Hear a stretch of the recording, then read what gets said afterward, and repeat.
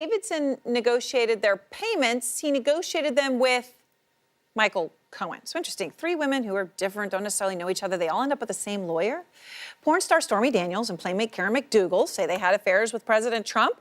An unnamed Playboy model who had an affair with a top RNC donor and official, Elliot Broidy. All three women linked to a Trump or a top RNC official using the same lawyer. Could this possibly be coincidence? Sarah Seidner is out front. The ties that bind these two men could spell trouble not only for President Trump's personal attorney, Michael Cohen, but the president himself. CNN has learned some of the cases that the FBI is investigating involve not just Cohen, but also Los Angeles-based attorney Keith Davidson, according to sources with knowledge of the investigation. I get involved when a situation or a relationship has gone bad. Now, everyone knows about the two big cases, Stormy Daniels and Karen McDougal, two women who say they had sex with Donald Trump, both initially represented by Keith Davidson. Both of those deals were silenced. It just seems like an awfully strange coincidence that they both landed in your lap, don't you think? No, not at all. Why not? No, I mean, I have a very active practice.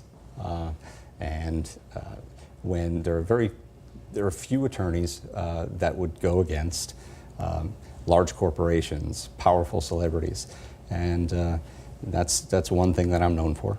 But there are three other cases involving both attorneys, like big-time Republican fundraiser and vice chair of the Trump Victory Fund, Elliot Broidy.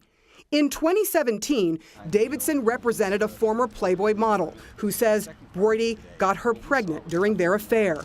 Cohen represented Broidy, and Cohen and Davidson negotiated a deal to pay her $1.6 million and to keep quiet about the deal.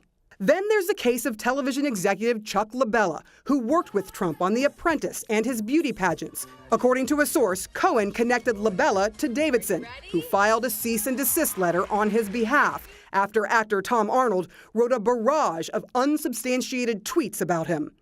And a source says Cohen also steered another strange case to Davidson involving a GoFundMe account set up for a homeless woman who was trying to protect Donald Trump's star on the Hollywood Walk of Fame. Someone ran off with the money collected for her, and Davidson represented the Trump supporter who set up the account.